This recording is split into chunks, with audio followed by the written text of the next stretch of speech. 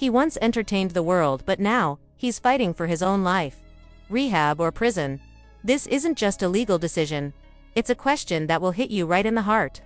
Watch till the end, because this is not just Kodak Black's story, it's the story of anyone who's ever tried to rebuild after breaking down. A judge has issued an arrest warrant for South Florida rapper Kodak Black, whose real name is Bill Capri.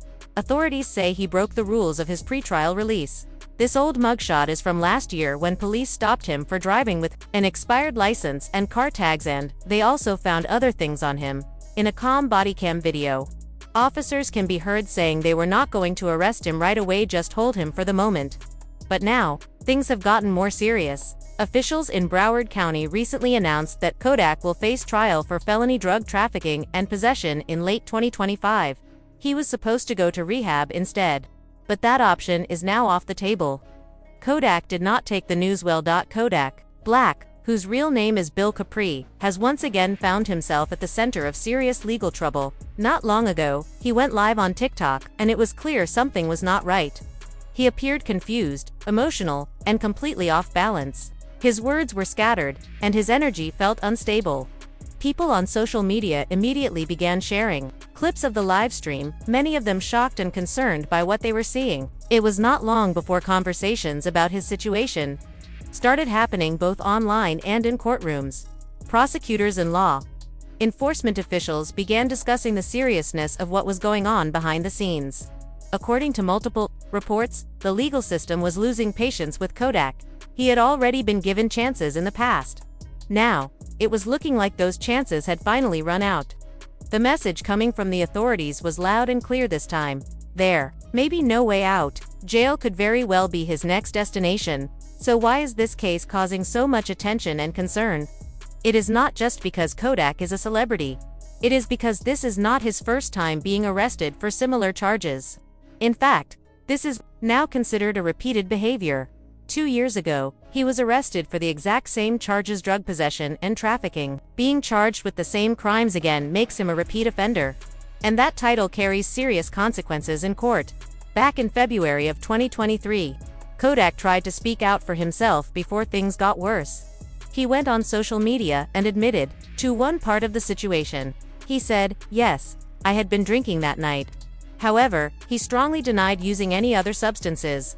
He also stated that he had simply fallen asleep outside his family's home and had not committed any serious crime. Still, his arrest came with other charges, including possession and firearm violations, and the case quickly picked up attention both in the media and in court. During that time, Kodak pleaded not guilty to the charges that were filed against him. His lawyers pushed back, claiming that he was not using any hard substances and that the situation was being exaggerated because of who he was. Kodak also expressed frustration about how the media portrayed him. He felt misunderstood, misjudged, and even targeted. "It ain't illegal to fall asleep in front of your mama's house," he said during one of his emotional live streams. Despite his defense, the courts kept moving forward. Prosecutors brought up his past criminal record, and that started weighing heavily against him. His mugshot went viral online, and that only made things worse. Kodak talked about how it hurt him to see his image used as a joke on the internet. He mentioned that people often do not understand the pressure he faces, especially as someone who grew up in a tough environment and now carries the responsibility of supporting many people around him. Eventually, Kodak was given a chance to avoid a lengthy prison sentence. His legal team negotiated a deal that would send him to rehab instead of jail. This decision was seen as a win at the time, not just for Kodak, but for those who still believed in his ability to turn his life around. He checked into the rehab facility, and for a while, things seemed to be going in a better direction. He began writing music again, exercising, and focusing on self-improvement. However, the progress did not last long. Fast forward to 2025, and Kodak is back in the same situation. Once again, he has been arrested on charges related to trafficking and drug possession. Because he already went through this 2 years earlier, the courts are now treating him as someone who has failed to change.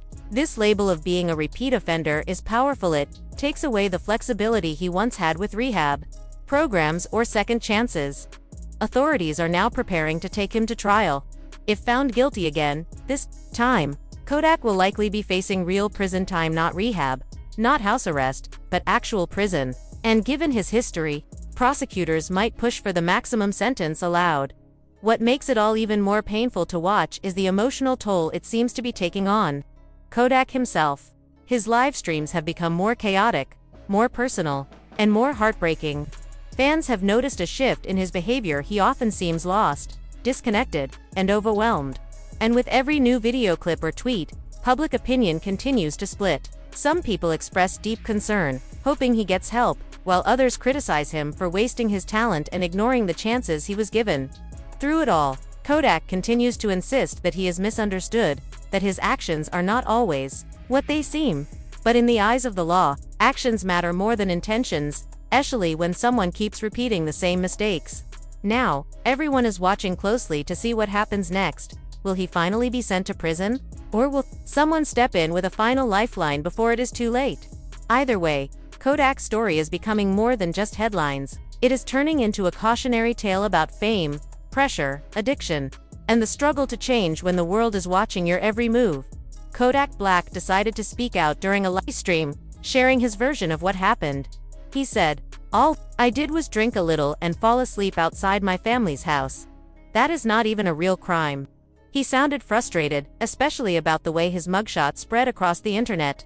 It was everywhere. And the most painful part for him was not just the arrest, it was feeling like he was being judged more harshly because of where he came from. "I am Haitian," he said. "People do not treat us the same." His frustration was deeper than just the situation. It reflected a lifetime of feeling misunderstood. For Kodak, being Haitian in America has meant dealing with stereotypes and unfair treatment. He believed that many people were quick to label him without knowing the full story, and this time was no different. Instead of listening, the world seemed to just share his photo and make assumptions. But things got worse. Soon after the livestream, federal agents showed up at his Florida home and carried out a raid. It was sudden, unexpected, and serious. Kodak was taken into custody again, and investigators seized several items from the house. The pressure was mounting, and for a moment, it looked like his freedom might be slipping away for good. Yet in the middle of this chaos, his lawyer made a bold move, one that changed the direction of the case. Instead of letting things move toward a long jail sentence, Kodak's legal team argued that what he needed most was help, not punishment. They pushed for rehab. Against the odds, the court agreed. That decision turned out to be huge. It kept Kodak from spending over 2 years in prison. Rehab gave him a second chance, not just legally, but personally. It gave him time to step back, reflect, and think about what really mattered. It also showed that, sometimes, the justice system can take a more compassionate approach, especially when the person involved is willing to take responsibility and change. But this was not just a legal win, it was a turning point in Kodak's journey. For years, he had been stuck in a cycle of run-ins with the law, public criticism, and personal struggles. Now, with rehab instead of jail, there was an opening. A moment to pause and figure out how to break free from everything that kept pulling him down. Still, it was not easy. People kept talking. Online, in the media, and in courtrooms. Some believed he would mess up again. Others hoped he would finally learn from his mistakes. Kodak himself knew that eyes were on him, watching every step. But this time, things felt different. The reality of almost losing his freedom seemed to hit harder than before. What many fans forget is that Kodak Black is still young. Fame came fast, and with it came pressure, judgment, and a spotlight that rarely turns off. While some saw only his bad decisions, others understood that he was still learning how to handle everything life threw at him. Addiction, fame, and trauma are hard for anyone to face, especially in public. The rehab stay gave him more than legal relief. It gave him space to face his personal demons. In that space, growth became possible. And while he did not share every detail, those close to him say he started to see things differently. Not everything changed overnight, but there was a shift at its heart. This story is not just about one artist getting in trouble again. It is about how someone can fall and still find a way to stand up. It is about how systems, when they listen, can choose help over punishment. And it is about how a man, judged by headlines and mugshots, might finally be ready to change the narrative. Now, the question is, what comes next? Will Kodak take this second chance seriously? Will he break the cycle that has followed him for years? Or will the same patterns return? For now, all we know is that the spotlight is still on him, and every step forward or backward will be watched. But for the first time in a while, there is a little more hope in the air. He later stood before a judge after testing positive in a random drug screening. But things got confusing when the lab worker admitted he might have mixed up Kodak's sample with someone else's. Kodak denied everything, and the judge asked for a hair sample to clear it up. Kodak refused, and instead checked into a 30-day program at the Legacy Rehabilitation Facility. But now, in 2025, he has been charged again for the same thing. Since it happened a second time, the law is not offering more chances. He will be going to prison. How long he stays will depend on how the court looks at his past. The last time Kodak went to rehab, his career hit pause. No new songs, no live streams, nothing for almost 2 years. Many fans forgot about him, but while he was in rehab, Kodak changed. He started writing music again, working out, and focusing on his health. Just 1 week after rehab, he released Walk, a hit song that got 33 million views and brought him back to fame. But success came with problems. After being invited by streamer Kai Cenat to go live, Kodak took something before it messed him up. He started sweating, acting strange, swatting at the air, and saying random things. Fans were shocked. After 2 years of being clean, why was he back on that path? The next morning, Kodak went live again, trying to explain. He told people not to judge him, saying everyone else uses things too. He sounded defensive and upset, saying that broke people like to talk badly about others who are doing well. But fans were heartbroken. They felt let down.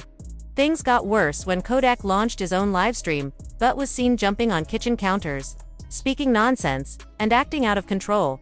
In another live session, he said something very dark. He talked about waiting to die. He looked lost, tired, and far from the person who had once made a strong comeback. That moment felt like the start of a real fall for Kodak Black, and fans are still wondering if he will ever recover. Kodak Black recently went on IG Live and started speaking from the heart. He said that time is the only real answer. Whether it heals pain or helps things settle down, you have to be patient. Love is patient, love is kind, he said, trying to explain that reacting with anger never helps. But the internet was already hurting for him. A tweet that went viral made it worse. It said, "Every time I see Kodak Black, I get sad. He has 4 baby mothers, and not one of them seems to truly care. Are they just waiting for him to die?" That post hit hard and Kodak saw it. He went live again, this time crying. He opened up and said something deeply personal. He had never felt real love in his life. "I never experienced love, bro. Not even once. Never had it," he repeated again and again, breaking down emotionally on camera. The internet reacted fast. More viral posts started popping up. Every day there's a new video of Kodak looking lost. When will someone help him? Another said, "If he doesn't get real help soon, we're going to lose him." And then came the lowest point so far. Kodak was seen sitting in the middle of a street, eating chicken, looking completely out of it. His eyes were vacant. He looked like a shadow of himself. Someone nearby said, "Take a seat next to him. Join him." It did not feel like a joke anymore, it felt like a cry for help. That was the breaking point. Finally, other rappers began to reach out. Kanye West spoke up first. He thought Kodak was in Miami, but when he found out Kodak was actually in Atlanta, Kanye said he was flying out immediately. He begged other artists in Atlanta to check on Kodak too. "Y'all think I'm just talking, but this is serious," Kanye said. "Please someone go help him before it's too late." In the same video, Kanye warned that everything Kodak is doing on social media is being recorded. He said the courts might use these live streams to prove that Kodak should not be free and that he should either be in rehab or jail for his own safety. Later that night, things got even scarier. Kodak was pacing in a room, talking to himself, saying over and over that he was Drake's favorite rapper. He might be, but the way he was acting showed something deeper was wrong. And the worst part, his own friend was filming him instead of helping. Kodak said, "Drake always tells me that I'm his favorite rapper." But instead of support, all he got was more clips spreading online. One more rapper finally stepped in, Bunk, who now goes by John Gabbana.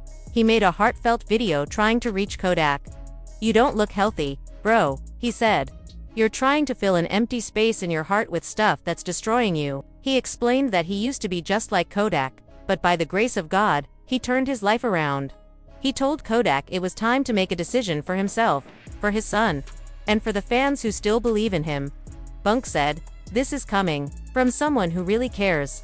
If you see this, let's sit down. Let's talk. I've been there. I can help you. But just a week later, things took another bad turn. A fan saw Kodak at a football game and told him, "I love you when you're sober." Instead of taking it as concern, Kodak snapped. He went live on IG again and started yelling, "Sober? For what? Look at this money. Look at all this cash." Then, at a Baltimore Ravens game, fans saw him again, this time looking completely out of it, while trying to support quarterback Lamar Jackson. Another tweet summed up what many were feeling. NFL fans are worried for rapper Kodak Black's health.